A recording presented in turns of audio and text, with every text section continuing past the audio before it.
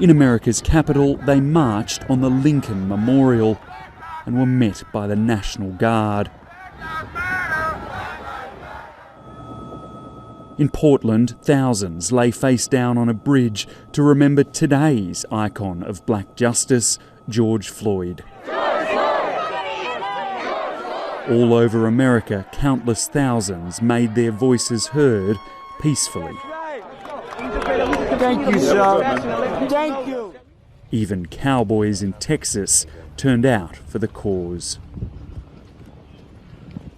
I'm here today so she doesn't have to come back in 15 years for the same issue and protest again.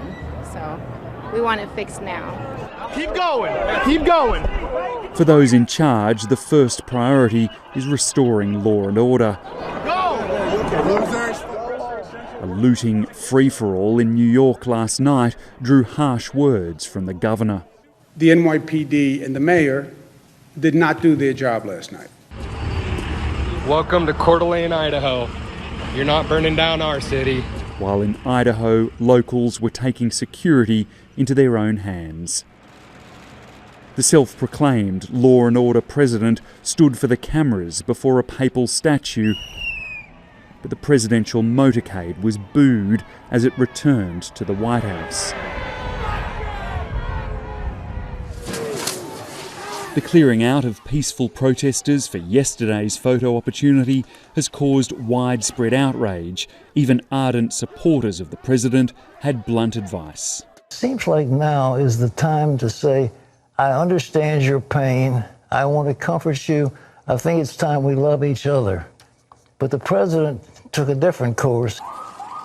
Others saw it as a show of strength in a time of need. It was strong and powerful for the president to go there and say, we will not be cowed. The protest movement is getting political. I promise you this, I won't traffic in fear and division. I won't fan the flames of hate. Well, it may not look like it from what you can see here and at other protests around the country, but Donald Trump still enjoys a lot of support, particularly in the states that matter. Black Lives Matter! Even here, there are doubts about his opponent. Would like to see him out of the White House, of course. But then again, I don't know who else is going to be going in the White House next. Could be somebody worse than Donald Trump. As night drew on, there were more clashes at the White House and arrests in New York. The rage hasn't burned out just yet. David Lipson, ABC News, Washington.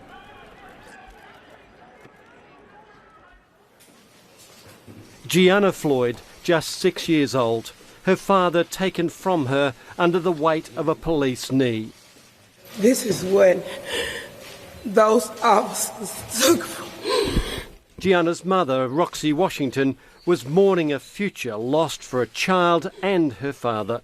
He would never see her grow up, graduate.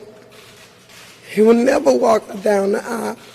Her dad gone, his memory, his name, now etched in American history. George Floyd! George Floyd! Across the nation, countless thousands heeded the family's call for peaceful protests. The families asked everybody to take a breath, just to take a breath for peace, take a breath for justice.